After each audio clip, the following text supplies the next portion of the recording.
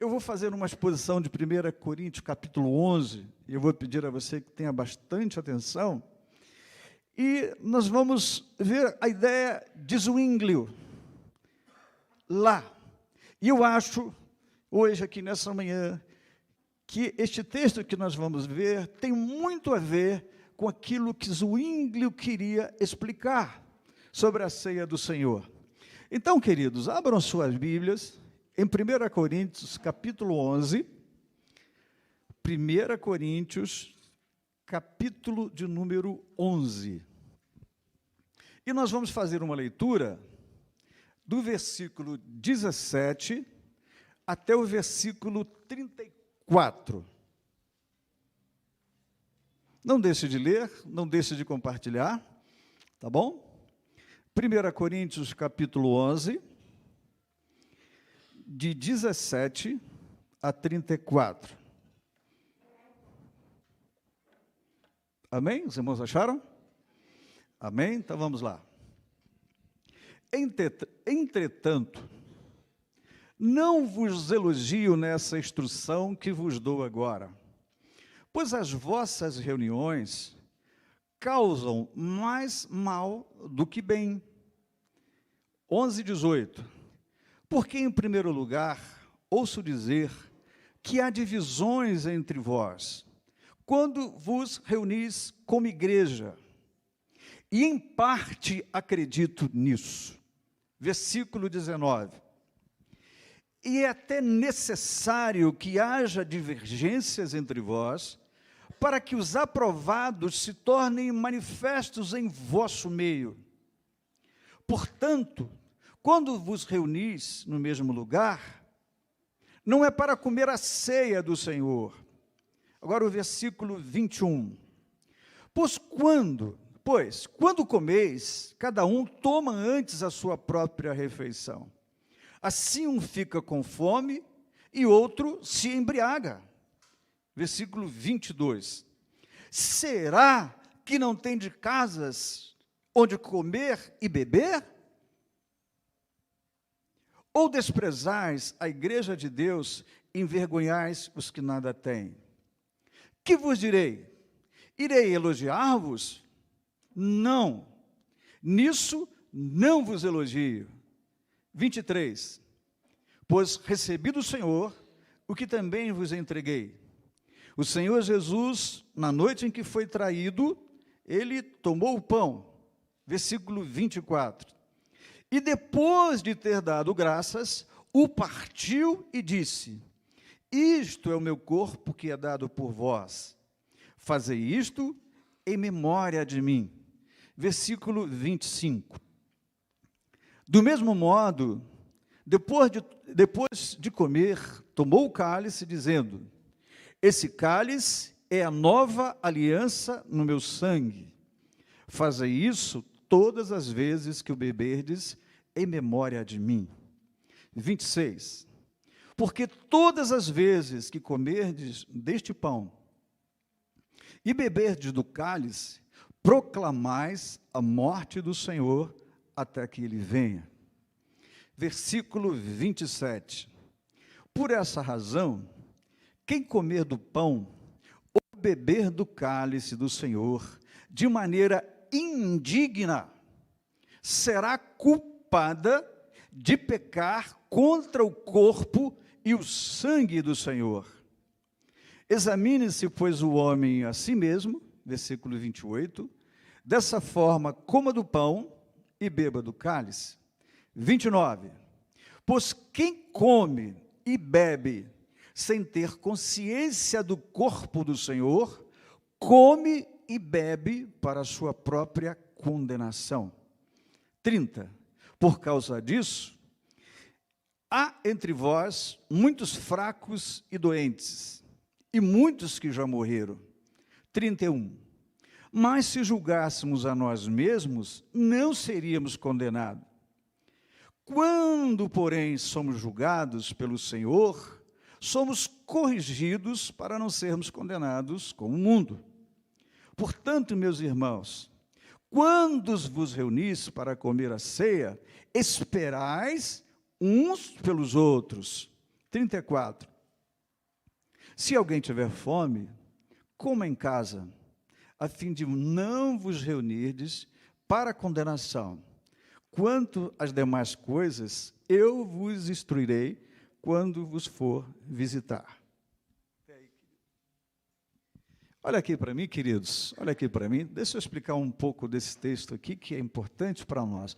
O apóstolo Paulo escreve essa sua carta à igreja dos Coríntios. E quando você vai ler um texto da palavra de Deus, qualquer livro, é importante que você leia a introdução e você entenda a razão por que ele está escrevendo aquela carta para aquela igreja. Quais são as razões? O que levou o apóstolo Paulo a escrever esta carta? E deixa eu me dizer uma coisa para os irmãos, que o mais importante aqui desse texto não é a ceia do Senhor, que Paulo está tratando.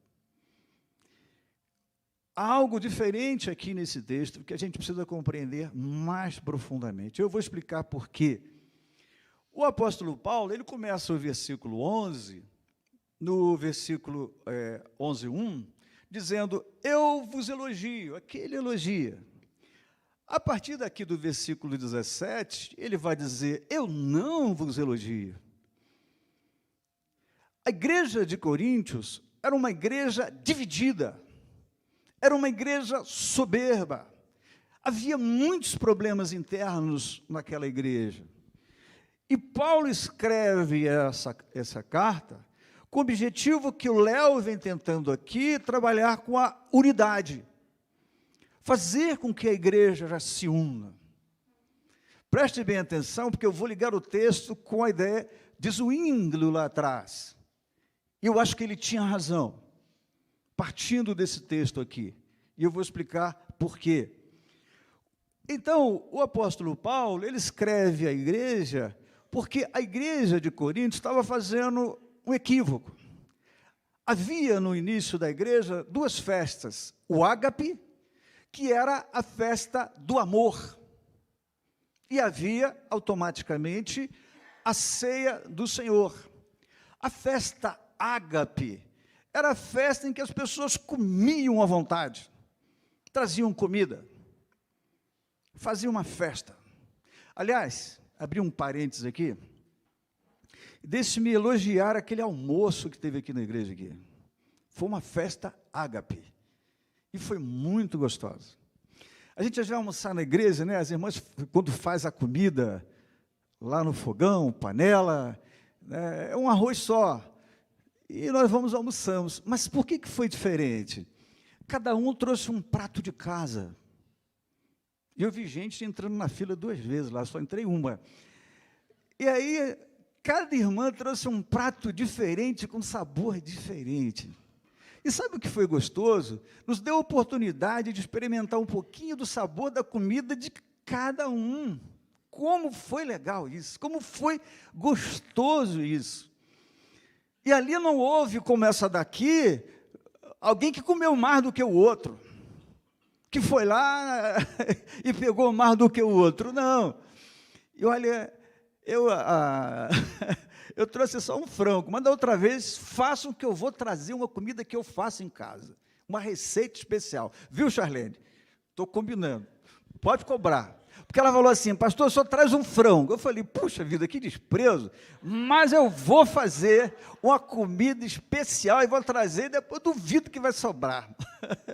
Tá bom, querido? Então, parabéns por aquela festa, foi uma verdadeira festa de carinho, de amor, eu experimentei o sabor, o carinho, e dou até uma sugestão nas outras, viu, Charlene?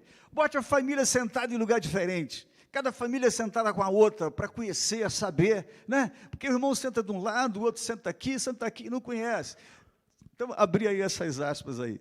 Mas olha só, querido, agora eu vou voltar aqui para o texto, para expor o texto aqui, querido. Então, nós hoje temos esses dois símbolos aqui, a ceia do Senhor e temos o batismo do Gustavo. Irmãos, eu sou batista, eu amo a denominação batista. E eu acabei me tornando professor de história dos batistas. Isso foi muito legal, porque eu comecei a conhecer os batistas por dentro, toda a sua história, de onde eles vieram, como nós valorizamos as Escrituras. E eu, mais de 10 anos, comecei a dar nos campos avançados. Léo que estudou História dos Batistas comigo, não lembro disso. E cada vez mais você ama muito a denominação batista. E a denominação batista tem uma história muito bonita, muito linda, não é isso? Mas, ao longo do tempo, nós viemos aprendendo, viemos evoluindo, não é? E hoje nós tivemos aqui esses 2 símbolos, são 2 ordenanças, como eu disse, numa Santa Ceia e numa Santo Batismo, tá bom? E só para me lembrar aqui de relacionar o batismo para os judeus chama-se mikveh, isso aqui seria um mikveh, e o batismo seria um terrilá. Seria você pegar uma pessoa, mergulhar ela na água com o objetivo, lavar ela espiritualmente, o que não faz mais sentido. E o que eu vou dizer agora é muito importante, o que Zwinglio disse naquele dia. Olha só, Zwinglio cria que a igreja era o corpo de Jesus e que quando a igreja participava do pão e do cálice, se constituía no próprio corpo.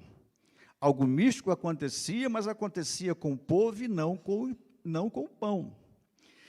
Nós não nos relacionamos com símbolos, nós nos relacionamos com a realidade simbolizada. Presta atenção, eu vou falar da ceia e vou fazer a ligação.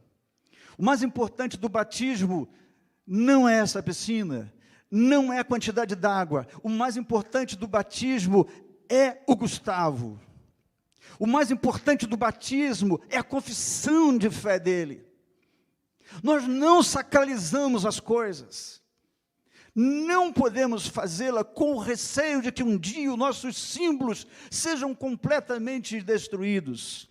Se você um dia for a Roma, vai ver o Arco de Tito.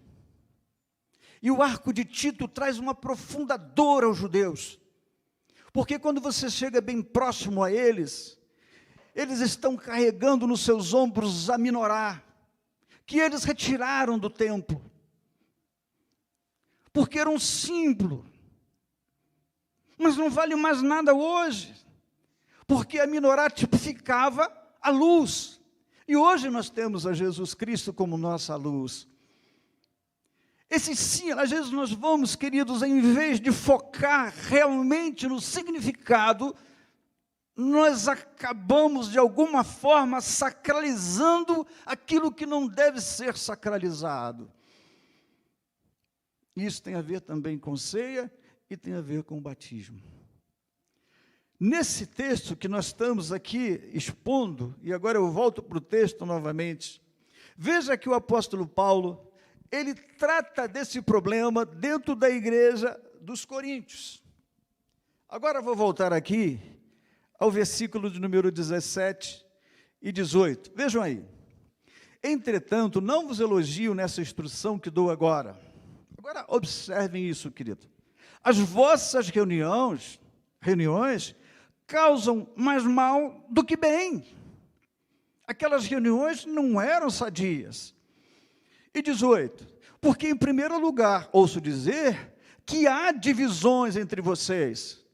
E, de novo, o apóstolo Paulo fala, quando vos reunis como igreja, e em parte acredito nisso, e até que os aprovados se tornem manifestos, havia divisões, haviam facções, havia muitos problemas naquela igreja. Portanto, quando vocês se reúnem, não é para comer a ceia do Senhor, pois quando comeis, cada um toma antes a sua própria refeição. Então veja, em vez de ter aquela reunião que nós tivemos aqui, eles se reuniam lá, e as pessoas de casa traziam as suas comidas.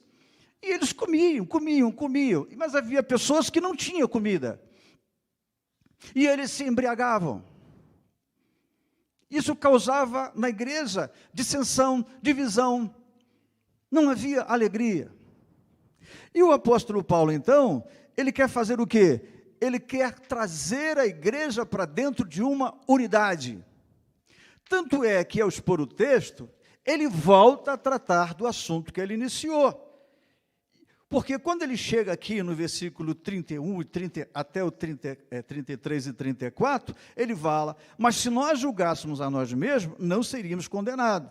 Porém, quando somos julgados pelo Senhor, somos corrigidos. E aí ele volta a tratar do assunto. Portanto, meus irmãos, quando vos reunis para comer a ceia, esperai uns pelos outros. Aqui, querido, há duas coisas importantes que eu quero dizer para os queridos irmãos. E está nesse versículo 27. Observe o 27. Por essa razão, quem comer do pão, beber do cálice do Senhor, faz de maneira indigna, ou de maneira indigna, será culpado de pecar contra o corpo e o sangue do Senhor. O que Paulo quer dizer aqui? O que é beber da ceia de forma indigna? O que é beber da ceia da forma indigna na visão de Zwinglio e na visão do próprio texto, e eu vou explicar por quê. Participar da ceia do Senhor indignamente não é discernir o cálice e o pão de Cristo. Participar da ceia do Senhor é não discernir a igreja como corpo. É não discernir que nós, como igreja, somos um corpo. Eles estavam festejando, comendo, bebendo, esquecendo que a igreja é um todo, de que a igreja representa o corpo de Cristo. E eu faço essa afirmação baseada no capítulo 12 em diante, porque Paulo vai continuar o assunto, tratando da igreja como corpo. Então, na visão de Ulrich Zwinglio, o mais importante na hora da ceia, claro que o pão é importante, o cálice é importante, mas mais importante do que o cálice e o pão é o corpo de Cristo agora. É a igreja reunida. E essa verdade aqui, eles não conseguiam, não entenderam a igreja como corpo. Eles não discerniam a igreja como corpo. Por isso, é que não dá para ser crente pela internet. Nós podemos, até determinados momentos, ouvir as mensagens. Mas, se não participarmos do corpo, não experimentamos o sentido de igreja. Então, o que acontece, segundo Zwinglio, não acontece com pão, não acontece com o cálice, acontece com o corpo. Nós somos o corpo de Cristo. Nós, igreja, somos o corpo de Cristo. Você é o corpo de Cristo. E o importante dessa reunião, o cálice é importante, a lembrança é importante, já vou falar nela, mas nós somos o corpo de Cristo. Essa é a ideia de discernir o corpo de Cristo. Podemos também afirmar que é importante também entendermos o que Paulo está dizendo sobre esse memorial. Eu explico agora algumas coisas bem rápidas, voltando aqui ao versículo bíblico em que Paulo fala sobre isso. E eu volto ao versículo de 25, observe. Do mesmo modo, depois de comer, tomou o cálice e dizendo: esse cálice é o cálice no meu sangue. Fazei isso todas as vezes que beberdes em memória de mim. Porque todas as vezes que comerdes deste pão e beberdes desse cálice, proclamais a morte do Senhor até que Ele venha. A igreja, como corpo reunida nesse momento, ela tem que ter alguns olhares importantes. Quando a gente olha para a morte de Cristo, nós olhamos para trás. E nós olhamos para o corpo, nós olhamos para quem é Jesus e o que Ele fez por nós. E quando o apóstolo Paulo fala, fazer isso em memória de mim, ele usa uma palavra aqui interessante chamada anamnésia. Anamnésia é o contrário de amnésia.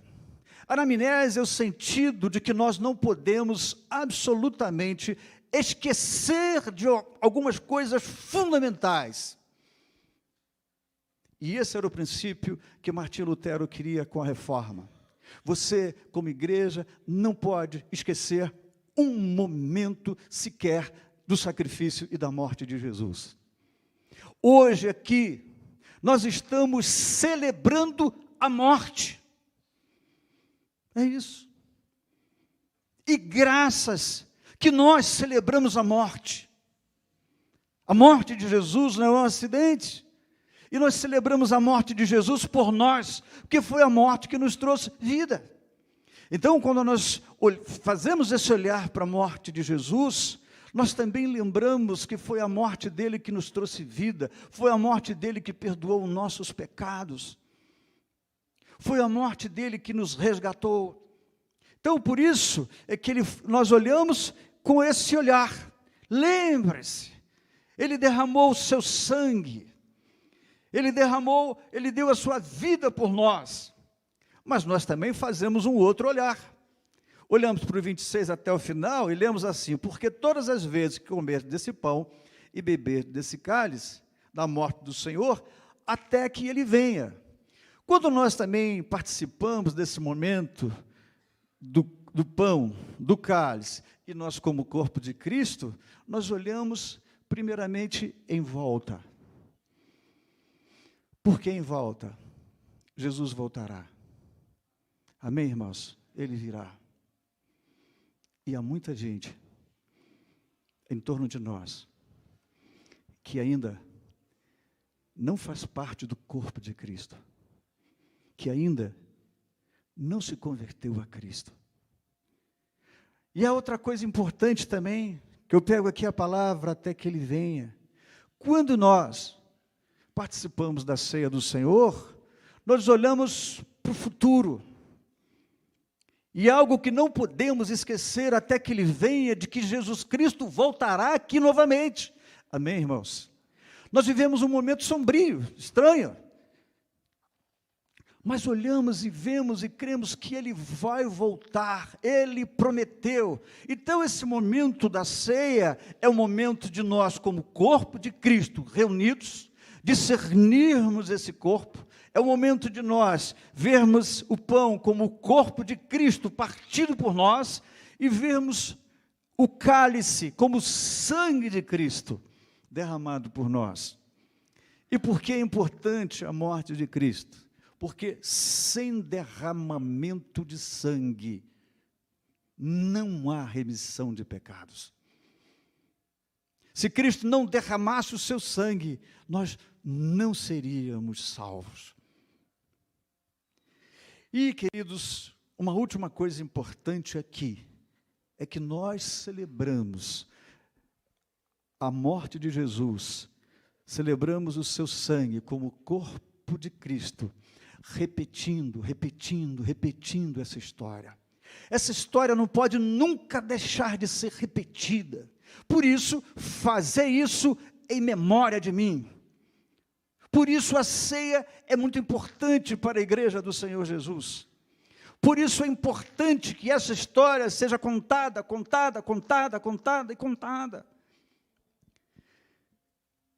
Na noite de Páscoa, que os judeus celebram até hoje, é muito interessante o que eles fazem com seus filhos. No ano 70, o povo judeu, quando Tito, que depois vai ser general, invade Jerusalém, ele praticamente extingue o povo judeu. E lembrem-se que Israel vai voltar a ser nação somente em 1947, com o voto de um brasileiro na ONU chamado Oswaldo Aranha. Agora, pasmem vocês, quantos séculos Israel ficou sem pátria? Quanto tempo eles ficaram dispersos, peregrinos pelo mundo? Agora, olha que coisa mais interessante. Um dia alguém virou para um pai de uma família e falou: como que vocês judeus, me conta, como que séculos, espalhados pelo mundo inteiro, vocês manteram a identidade de vocês? Como que os filhos de vocês conservam a crença, a língua, espalhados pelo mundo? Porque, não se esqueçam, os judeus sabem contar a sua história, de pai para filho. É que todas as noites, quando o pai se reúne com o filho, E o filho fala: pai, que história você vai contar? Ele fala: vou contar a mesma história, meu filho. E aí o pai, sabe o que o pai faz? Ele conta a história: nós fomos escravos no Egito, meu filho. E foi assim, e foi assim, e foi assim. E aí ele vai contando a história. Nós passamos pelo deserto, meu filho. Deus nos libertou, mandou das pragas. E ele vai contando a história. Depois, meu filho, estivemos no deserto. Depois, meus filhos, nós fomos para outra terra. Depois, meu filho, nós pecamos. Depois, meu filho, o Senhor nos enviou para o cativeiro. Depois, e ele vai contando a história, ele vai contando a história. Ele conta a história sem parar. E aí a pessoa perguntou para ele: quer dizer que vocês mantêm a história dessa forma? E ele disse: sim. E ele disse o seguinte: o problema de vocês é que vocês não sabem contar a história, mas nós sabemos. Nós sabemos contar a história. O que nós estamos fazendo aqui, queridos, nessa manhã, é contar a história. Repetir a história. É sentar com seu filho, dia após dia, e dizer para ele o que Jesus fez por nós.